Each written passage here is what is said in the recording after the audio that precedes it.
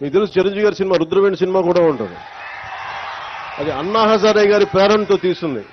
అంటే ఒక సర్పంచ్ ఎంత బలవంతుడంటే ఎక్కడో మిలిటరీలో పనిచేసి రేలేగావ్ సిద్ధి, మహారాష్ట్రలో రేలేగావ్ సిద్ధి అనే గ్రామానికి వచ్చి అక్కడున్న పరిస్థితులు చూసి అందరూ మద్యానికి బానిసై అన్ని మనకి కనీసం నీటి సౌకర్యాలాగా పొలాలు ఎండిపోతూ ఉంటే గ్రామానికి అభివృద్ధి నోచుకోపోతుంటే ఆయన ముందుకొచ్చి ఆయన సర్పంచ్గా అయ్యి ఆయన ప్రారంభించింది వాళ్ళ రేలేగావ్ సిద్ధికే కాదు, మొత్తం దేశాన్నే కదిలించాడు. ఒక సర్పంచ్ కదిలించాడు.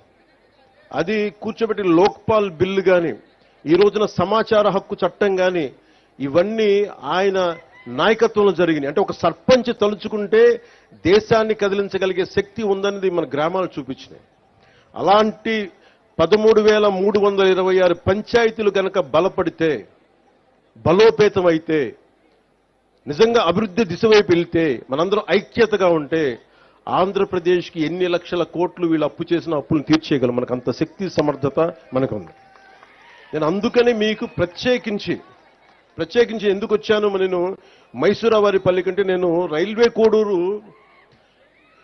ఇది ఉద్యాన పంటలకి సంబంధించిన ఇది రాజధాని. ఇది ఇక్కడ నేను చాలాసార్లు ఇక్కడి నుంచి మామిడి చెట్లు తీసుకెళ్తే రుచి వస్తుందని చెప్తుంటాను. నేను అదే చెప్తున్నాను, ఇక్కడి నుంచి రుచి రాదు. ఈ నేల తాలూకు సారం ఇది, ఈ నేల తాలూకు విశిష్టత.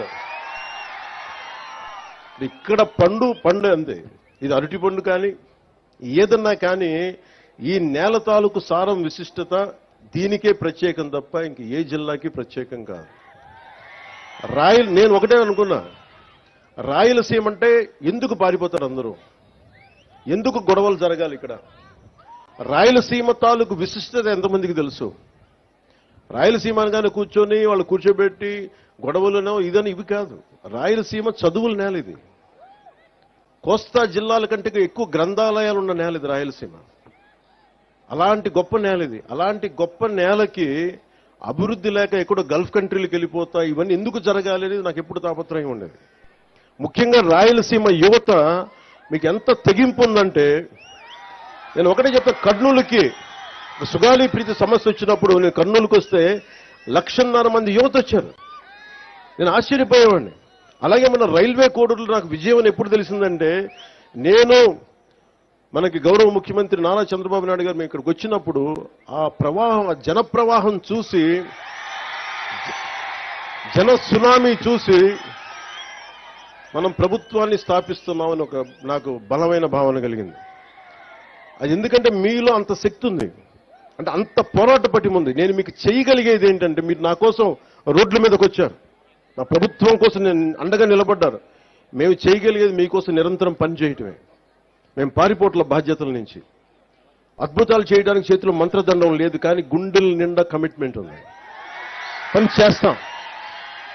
నేను చాలా సభల్లో చెప్పాను, శ్రీ నారా చంద్రబాబు నాయుడు గారి అనుభవం ఎందుకు రాష్ట్రానికి అవసరమని చూస్తే, ఇన్ని అప్పుల్లో ఉండి ఎన్నిసార్లు రివ్యూ చేసినా డబ్బులు లేవు ఏ అకౌంట్స్లో కూడా.